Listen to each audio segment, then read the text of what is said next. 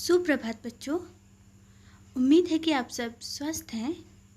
बच्चों, आज हम पढ़ाए जा रहे पाठ हिंदी व्याकरण भाग से शब्द रचना के अभ्यास कार्य की चर्चा करेंगे। इससे पहले हम जान लेते हैं कि हमने इस पाठ में क्या क्या पढ़ा है। इस पाठ के अंत में दिया गया है यह भी जानो, यानी कि ये जानने की बातें हैं। जिन शब्दों में अण, मूर्धन्य श और श और ज्ञ आते हैं वे सभी तत्सम शब्द होते हैं। दो विभिन्न भाषाओं के शब्दों से बना एक शब्द संकर शब्द कहलाता है। जैसे वर्ष संस्कृत का शब्द है, जोड़ गांठ हिंदी का शब्द है, और ये दो शब्द में मिलकर बना है वर्षगांठ, और वर्षगांठ शब्द को हम संकर शब्द कहते हैं। जैसे रेल अंग्रेजी का शब्द है और गाड़ी हिंदी का शब्द है, इनसे नया शब्द बना रेलगाड़ी।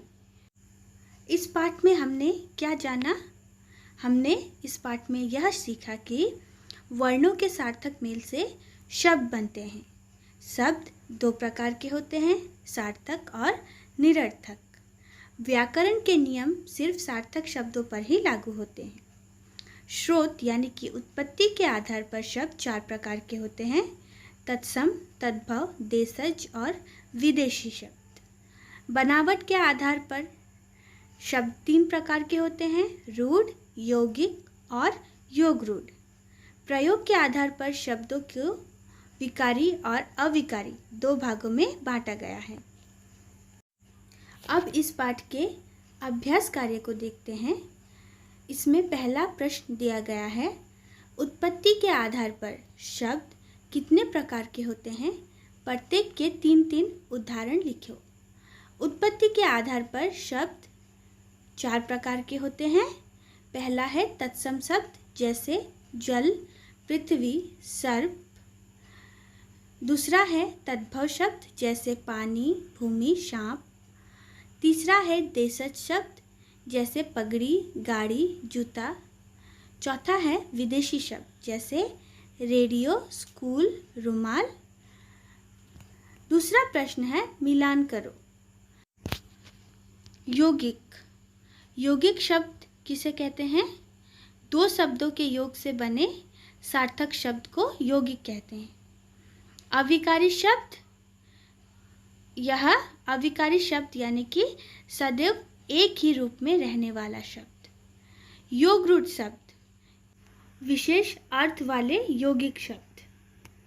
विकारी शब्द, जिनके रूप लिंग, वचन, काल आदि के कारण बदलते हैं। आगत शब्द, दूसरी भाषाओं से आए शब्द। और रूढ़ शब्द, जिन शब्दों के टुकड़ों का कोई अर्थ नहीं होता। तीसरा प्रश्न है, निम्नलिखित शब्दों के तद्भव रूप लिखो। पहला प्रश्न है सूर्य। सूर्य का तद्भव रूप होगा सूरज। घोटक, घोड़ा। प्रथम, पहला। घृत, घी। वर्षा, बारिश।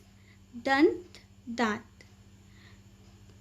आगे चौथा प्रश्न है, निम्नलिखित शब्दों के तत्सम रूप लिखो। चांद, इसका तत्सम रूप होगा चंद्र। पाँच का पंच। घी, घृत, हाथ, हस्त। सांप, सर्प। कान, कर्ण। पांचवा और अंतिम प्रश्न है, नीचे दिए गए योगरूढ़ शब्द के विशेष अर्थ बताओ। नीलकंठ, इसका विशेष अर्थ है, नीलकंठ किसे कहा जाता है? शिव जी को।